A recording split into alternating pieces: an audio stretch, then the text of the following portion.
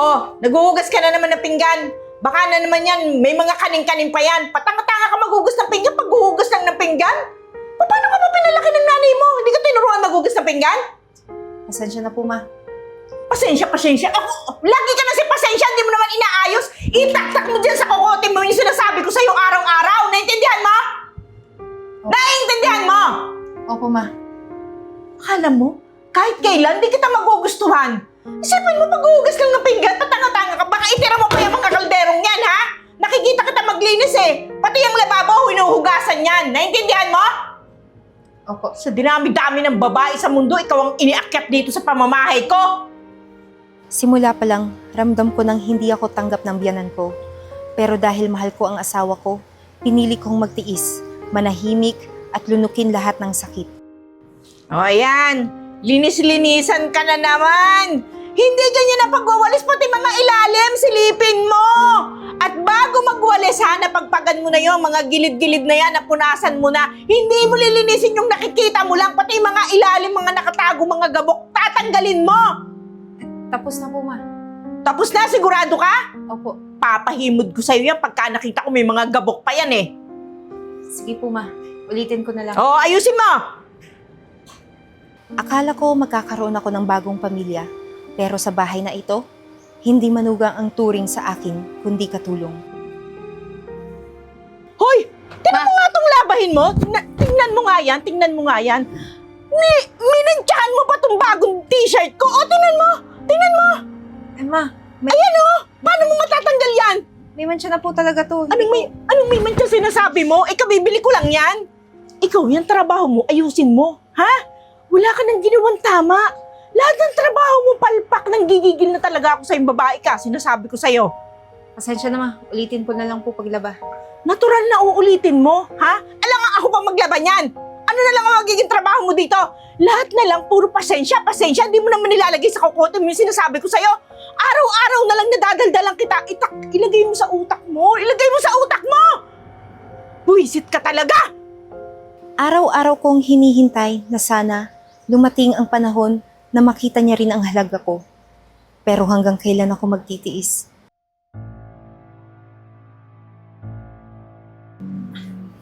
Ma, pwede po ba tayong mag-usap? Anong usap-usap naman na sinasabi mong yan?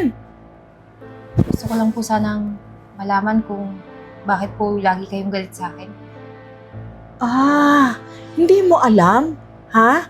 Mahina ka ba makahalata? Hindi ba halatadong ayoko sa'yo? Naiirita ako sa mukha mo? Hindi halata? Ma, parang mababaw naman yun na dahilan, di ba, para magalit ka sa akin? Pwede mo naman sabihin sa akin yung totoo. Ang totoo, ayoko sa'yo. Ha? Yung anak kong nag-iisa, pinag-aral ko ng maayos, nagkatrabaho ng maayos, bago ganyan lang mapapangasawa? Ha? Ay, na-expect ko yung nasa opisina, may trabahong maayos. Ikaw anong alam mo? Trabahong bahay nga lang, palpa ka pa?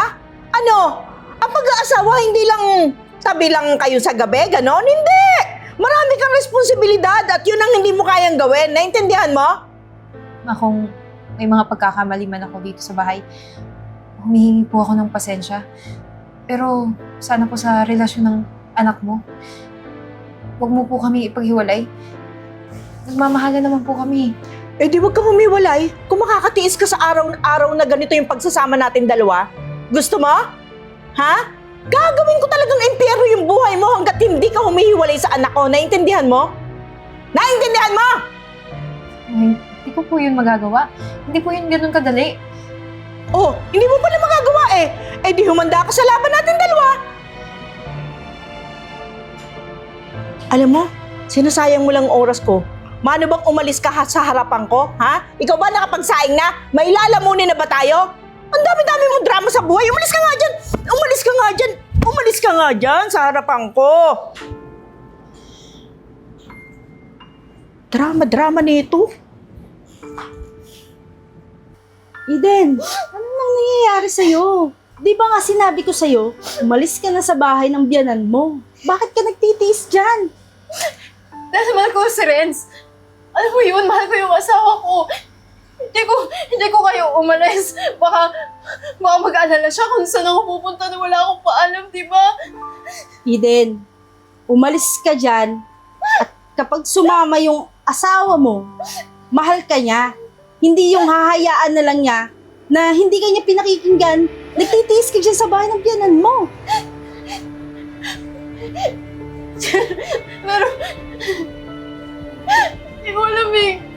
Hanggat kaya ko magtiisan yung biyanan ko, gagawin ko. Eden, nandito ako. Handa akong tumulong sa'yo. Pagbigyan mo naman yung sarili mo. Hindi ka ba naaawa dyan? Pero siguro tama ka. Siguro, ito na yung panahon para palayain ko naman yung sarili ko, di ba? Tama yan. Gawin mo ang tama para sa sarili mo at sa magiging pamilya mo. Salamat, Evita. Salamat na lagi ka nandyan para sa akin.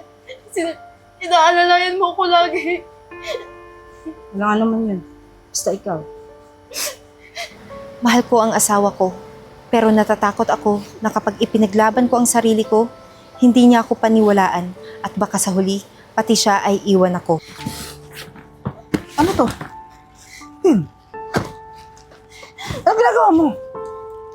Mga damit mo to ah.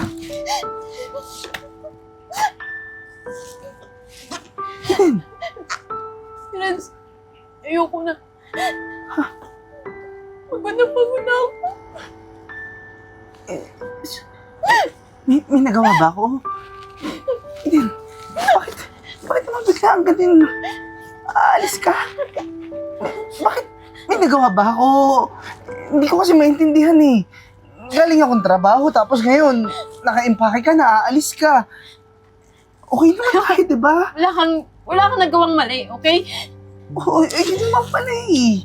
Wala akong nagawang mali. Bakit iiwanan mo ako ngayon? Basta ayoko na dito. Anong ayaw mo na, Eden? Eden, kampay mo ako. Eden, hindi mo naman ako iwan. Sabihin mo sa akin. Sabihin mo, Eden. Ano ba? May nagawa ba ako? Dahil sa mama mo! Ano, okay na ba yun? Okay na ba yung narinig mo na dahil sa mama mo ayoko na dito?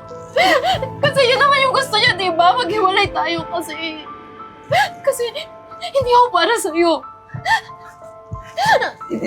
Hindi kita naiintindihan eh. Anong dahil kay mama? May ginawa sa'yo si mama. Hindi niya ako gusto, di ba? Alam mo yun. Sadyang pinipilit lang natin yung sarili natin. Ayoko na. Pagod na ako. Kaya pwede ba kung mahal mo ko, palayain mo na lang ako. Hindi.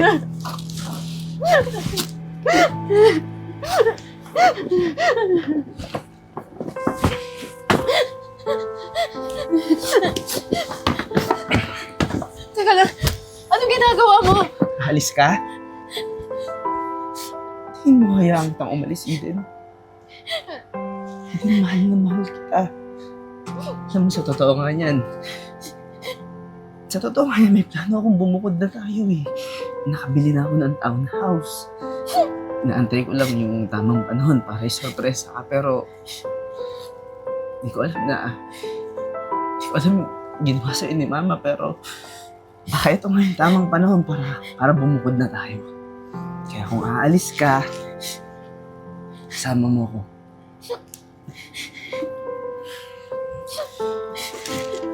Yung gamit mo, tignan mo kung may mga naiwan ka pa, ayusin ko lahat ng gamit ko. Aalis tayo ngayon. Sige.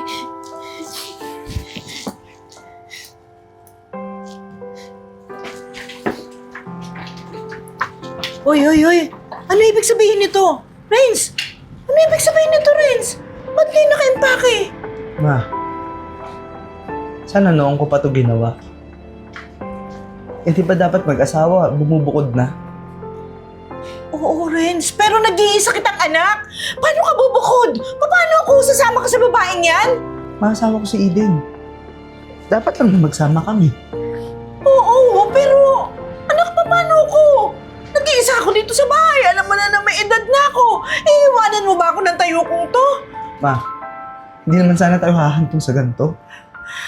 Pero siguro dapat tanungin mo yung sarili mo kung bakit ginagawa to ngayon. Hindi ka aalis, Renz. Paano ako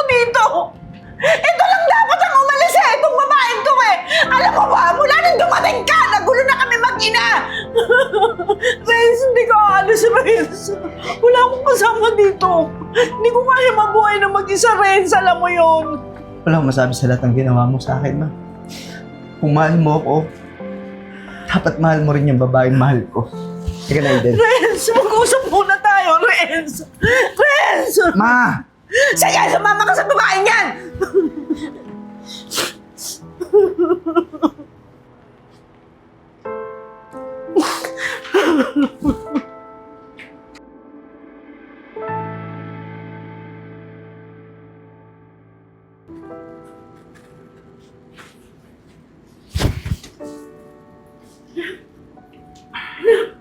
Ma, Dito ka.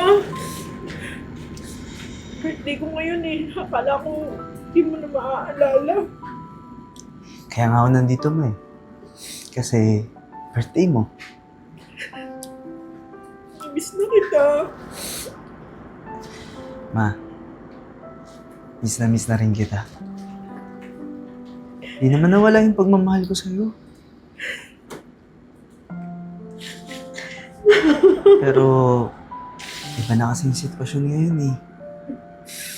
Sana, naisip mo na kailangan ko na rin bumukod.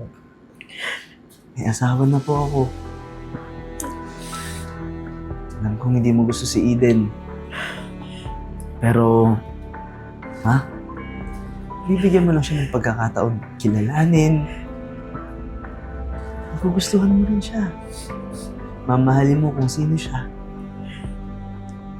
Kailangan mo lang kasi minsan buksan yung isip at puso mo eh. Iintindihan ko na lahat, Renz. Lalo na nung umalis kayo. Pagkapasensyahan niyo kung ano man yung nangyari. Natakot lang ako na mawala ka sa akin, anak. Ma, lumaya.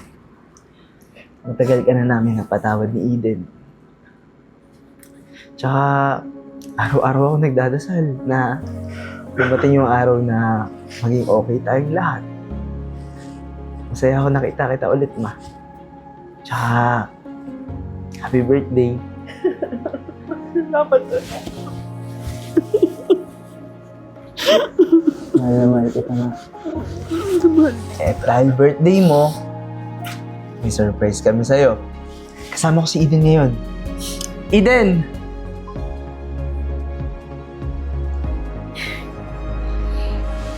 Happy birthday, Ma.